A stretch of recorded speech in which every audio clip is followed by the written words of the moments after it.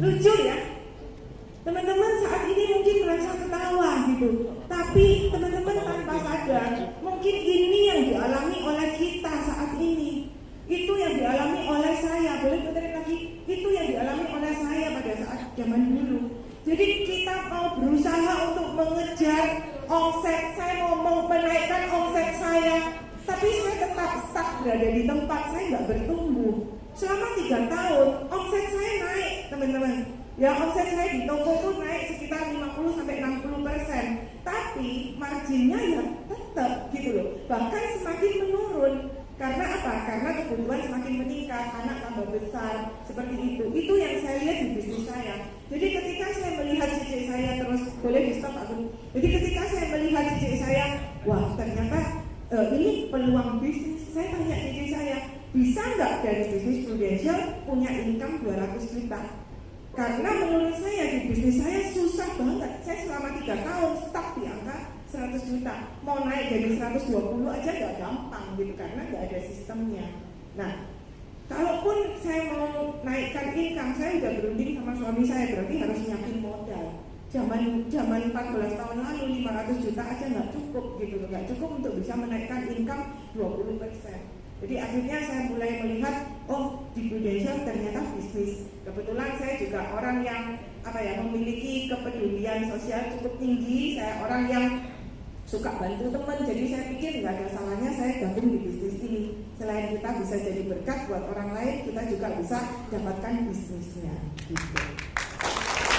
Jadi kita bisa dari sesuatu orang katanya enak gitu ya. Padahal tambah resiko juga resiko waktu, modal segala macam, sistem belum ada kayak gitu ya. Penghasilan udah merasa stuck.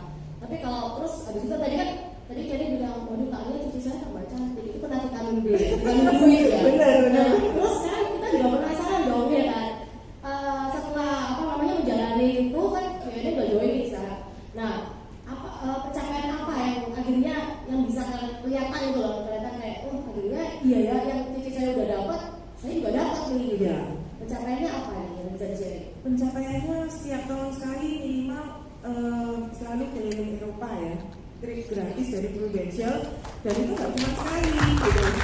Kadang setahun bisa sampai 2 dan 3 kali gitu.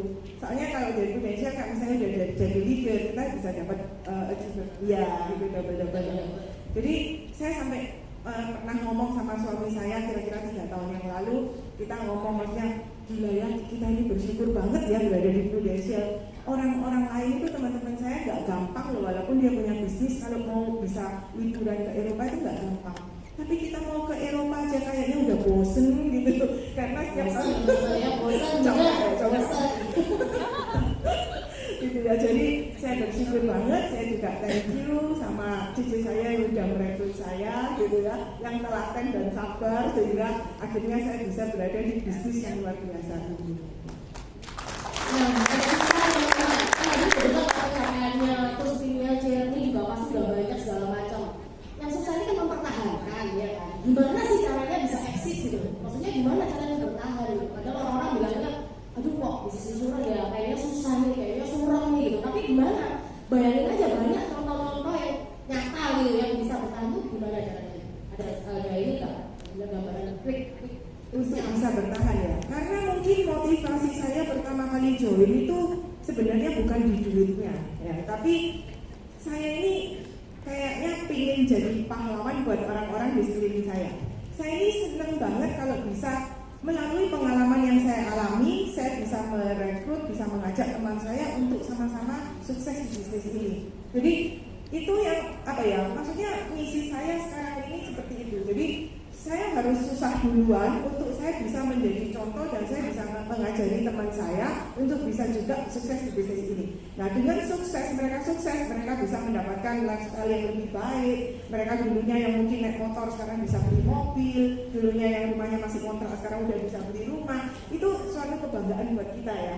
Nah, itu terus yang bikin maksudnya ketagihan gitu. Jadi ingin banget bisa jadi berkat buat banyak orang gitu. Jadi ukuran sukses itu bukan tentu jadi kita aja yang berhasil gitu ya. Iya. Karena motivasi Bu Eni ini dia juga ingin bikin timnya dan orang-orang di sekitarnya juga sukses gitu. Iya, secara nggak sengaja ternyata bisa dapat prestasi. Dan kalau orang-orang sukses ya orang-orang itu juga bakal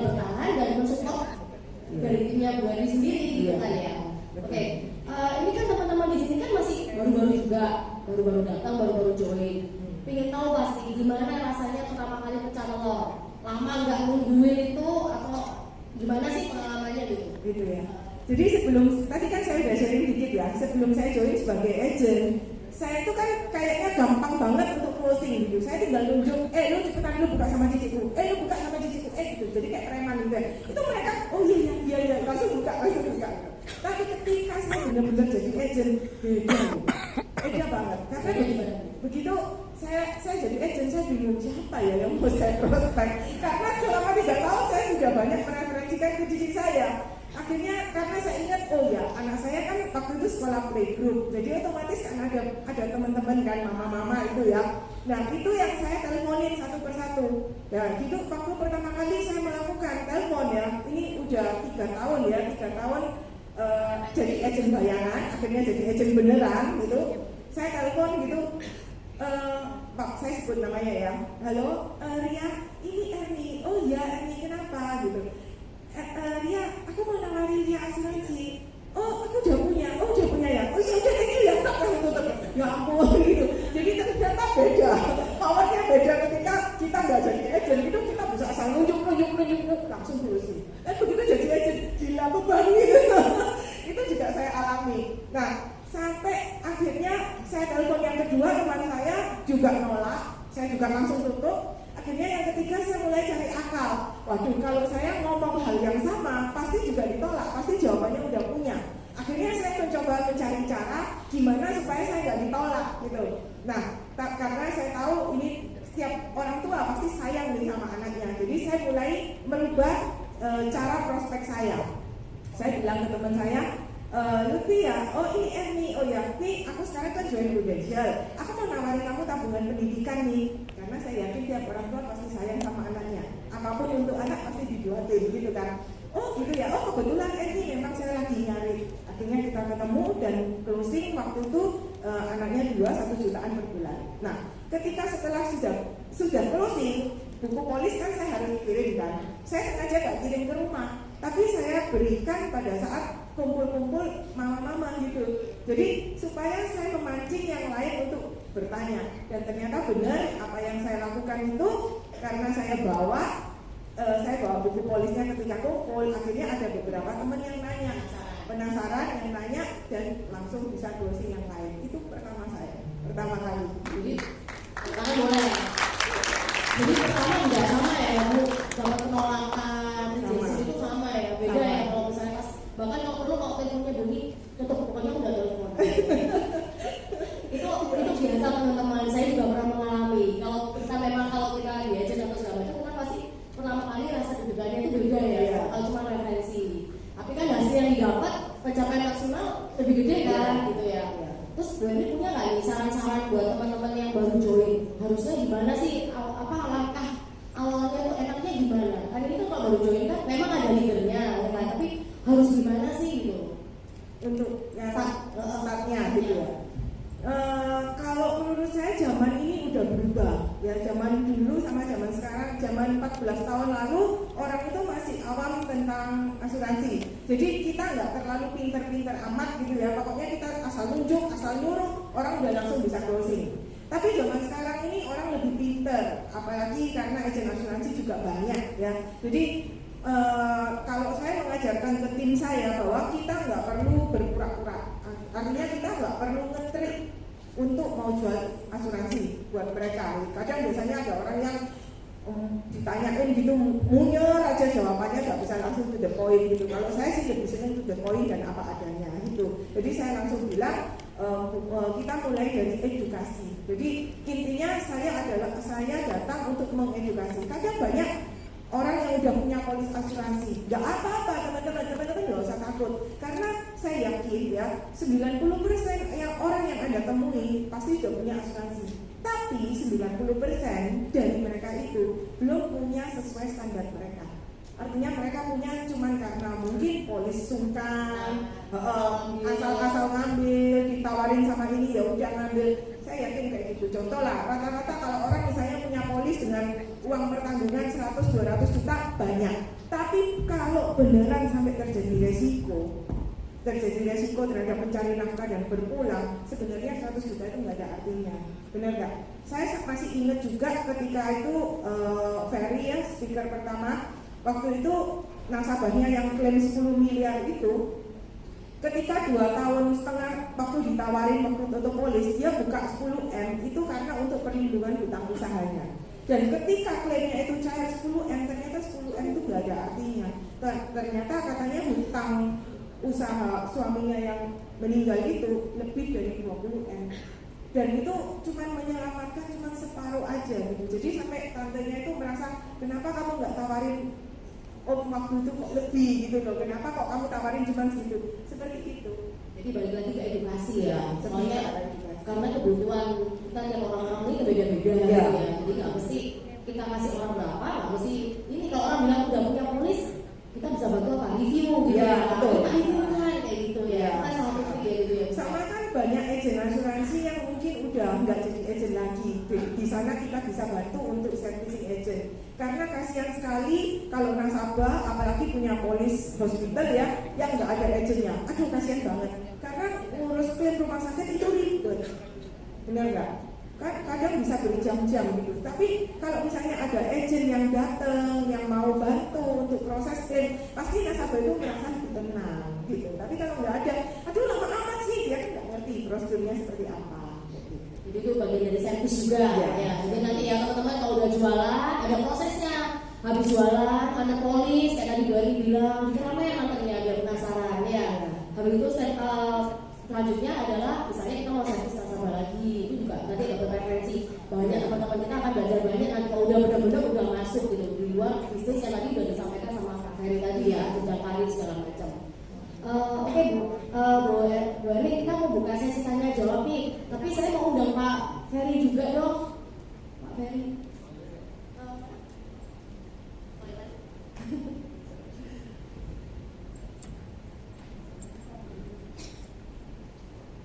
Ya. Nah, kita mau undang Pak Ferry juga dong, tepuk tangan. Ya, Pak Ferry sama Bu Eri ya. Oke teman-teman, ini saya kasih waktu boleh tanya-tanya nih sama dua pakar yang hebat-hebat ini. Rugi kalau nggak tanya ya. Masing-masing 2 pertanyaan ya teman-teman ya. Sampai mau tanya dulu? Kalau nggak tanya rugi, beneran. Boleh tanya apapun kali ini. Iya boleh tanya apapun.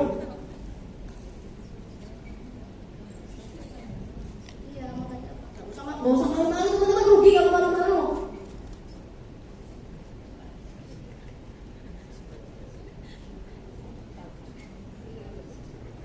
Maksudnya 2 pertanyaan.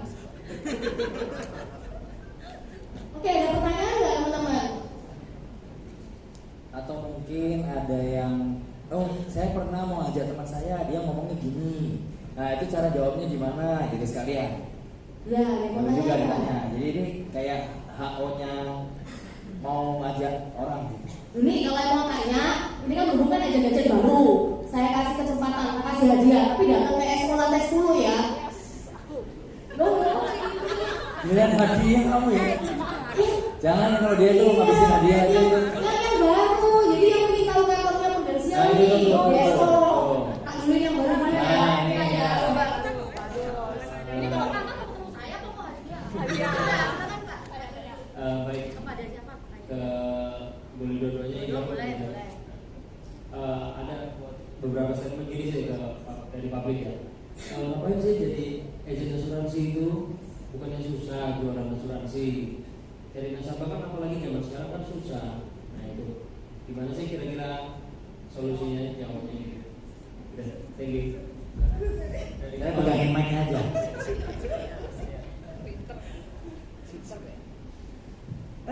Jadi gini ya, dari zaman dulu, dari zaman saya 14 tahun lalu join sebagai agent pun orang sudah ngomong ngapain jadi agent asuransi udah banyak gitu ya. Tapi ternyata ya seperti yang tadi Pak Ferry ngomong, dari setiap kita pasti kita punya lingkungan di mana yang belum tentu kayak orang lain datang nawarin itu dia mau percaya. Jadi menurut saya orang mau ambil asuransi itu karena dari hubungan, dari kepercayaan. Kalau misal nih Kayak Sinta ini sahabat saya, ya. Kayak Sinta nawarin saya, Ferry nawarin saya gitu. Tapi saya hubungannya lebih dekat sama Jack. Saya pasti ambilnya di Jack.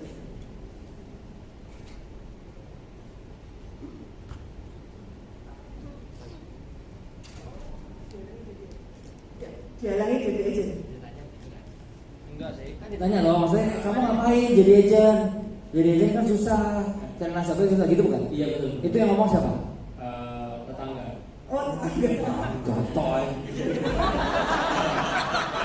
Gatoy jadi masalah. Tetangga ini ada hati mungkin. Ceritanya keluarga lah gitu ya. Boleh, bisa. Misalnya, gitu. Nah. Tapi bukan keluarga loh sebenarnya. Tetangga, ya. Tetangga. Keluarganya orang itu kan? Iya. Aja sih, silakan. Ya jadi menurut saya seperti itu. Jadi saya merasa saya jadi agent nggak ada salahnya. Toh orang lebih percaya sama saya nggak mungkin gampang percaya sama orang lain kan gitu kan. Jadi di keluarga saya pun juga awalnya ketika saya join saya juga kayaknya ngapain sih lu jadi agent. Tapi karena saya memiliki impian yang besar dan saya merasa belief saya terhadap diri saya itu tinggi banget. Akhirnya saya nggak peduli lah sama omongan orang gitu loh. Karena saya tahu, saya yakin saya bisa. Saya melihat orang lain bisa, kenapa saya nggak bisa gitu loh. Kan tahu tujuan kita baik, kecuali kita ini di sini bukan berjualan. Kalau berjualan kan misalnya nih barang jelek tapi kita ngomong baik, itu namanya jualan menurut saya. Tapi di sini saya lebih ke arah mengedukasi. Masalah orang mau ngambil sama saya atau enggak, saya nggak peduli. Karena menurut saya apa salahnya bisnis ini toh kita nggak keluar modal, bener nggak? Ada nggak teman-teman yang mungkin datang ke sini dimintain duit sama leadernya? Nggak ada kan? Nggak ada salahnya, nanti tulus gitu loh. Jadi kalau saya merasa orang mau bilang apa terhadap saya terserah. Yang penting apa yang saya lakukan itu benar dan baik dan saya punya tujuan yang besar. Selama saya punya tujuan yang besar, saya nggak peduli omongan orang. Iya. Jadi banyak saya moderatornya ya. Tapi saya mau sampaikan ke teman-teman apa yang saya sampaikan. Jadi apa yang disampaikan sama si Erin itu adalah yang pertama harus dilakukan, kita sendiri menerima, kita sendiri percaya bahwa ini hal yang baik apa enggak. Karena kalau kitanya benar, berarti citra dirinya benar, melihat profesi ini benar, harusnya orang mau ngomong apapun nggak peduli. Kalau misalnya ada yang nanya, misalnya lu pernah terganggu sama omongan tetangga itu, yang dekat itu, ya kan? Lu terganggu nih sama pikirannya, berarti kalau lu masih terganggu sama omongan itu, bisa jadi jangan-jangan lu belum menerima bahwa ini profesi bagus. Jangan-jangan lu belum menerima ini profesi keren. Jadi hal pertama menurut saya, terima dulu bahwa ini hal baik, bahwa ini tuh potensi bagus. Gitu misalnya. Kalau lu udah menerima itu, orang mau ngomong apapun pasti lu akan jalanin. Menurut saya sih gitu. Ya banyak orang kan jalanin awalnya karena dia sendiri nggak percaya bahwa dirinya bisa, dia sendiri nggak percaya bahwa industri ini benar, bagus kayak gitu. Ya tapi kalau misalnya ada yang ngomong kayak gitu, terima juga bahwa wajar. Kenapa wajar? Kalau kita ngomong sama dia, gue mau buka toko komputer, dia kebayang nggak? Untungnya dari mana? Dari mana coba toko komputer? Ngambil barang sama supplier, oke? Dipajang-pajang di toko. Laptop deh misalnya, pajang, ada yang beli, dikasih harga lebih murah sama supplier, kejual di toko kita, dapat untung itu adalah uang kita. Kebayang kan? Semua orang tua juga kebayang, mau buka toko, ya kebayang lah. Pertanyaannya mereka tahu nggak bahwa industri ini uangnya juga keren sekeren ini. Jadi pertama yang saya mau ajak teman-teman adalah terima dulu bahwa kondisi itu wajar. Ada orang tua mungkin, ada pasangan mungkin yang nggak setuju, mungkin ada tetangga yang nggak setuju, mungkin siapapun nggak setuju. Hal pertama yang harus kita lakukan, terima dulu bahwa itu hal yang wajar, karena dia nggak kebayang industri asuransi itu income-nya dari mana, jujur apa enggak, kan gitu. Itu sih dari saya. Thank you. Kayak dijawab. Oke, teman-teman ini sorry ya, last question ya, soalnya terbatasnya waktu nanti lain kali 100 bulan aja ya. Siapa dulu tadi ya? Pakai wesel. Pakai wesel dulu boleh. Mau tambah 2 boleh nggak Pak? 2 pertanyaan. Boleh. Saya mau tanya. Kalau Bu Eni bilang oke, saya oke. Oke. Ya, selamat malam Pak, sama Bu Eni.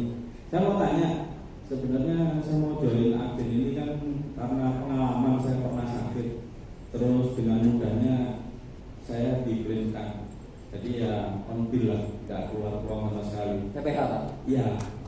Jadi ya merasa terbantu lah.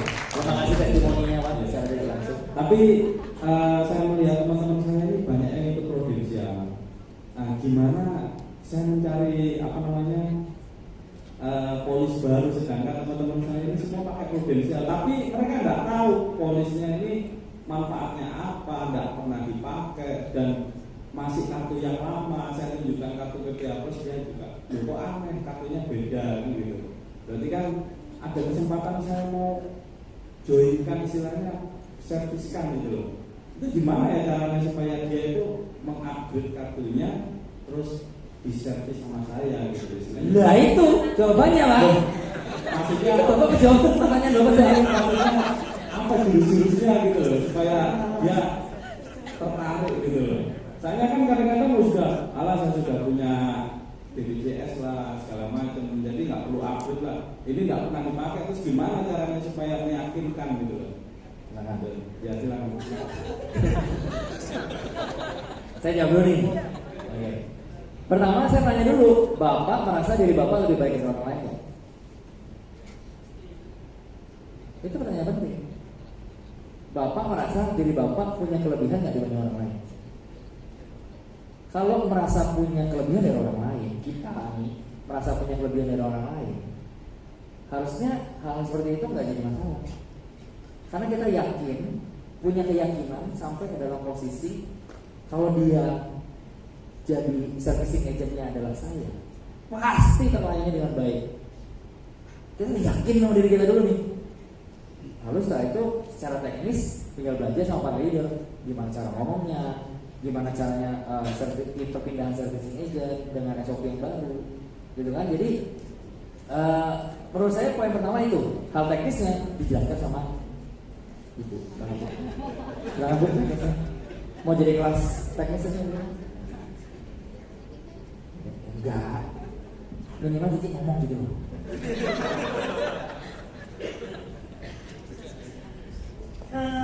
Ya biasanya saya selalu deketin ke teman-teman saya, kan dari pengalaman pribadi itu jauh lebih bagus sekali ya. Saya juga punya pengalaman di mana nasabah saya baru ikut 1,5 tahun polis, baru bayar 60 juta, ternyata klaim cancer dan kurang 600 juta. Dari sana ternyata langsung keluarga besarnya percaya dengan produk Prudential dan mau ambil. Ketika mau ambil, saya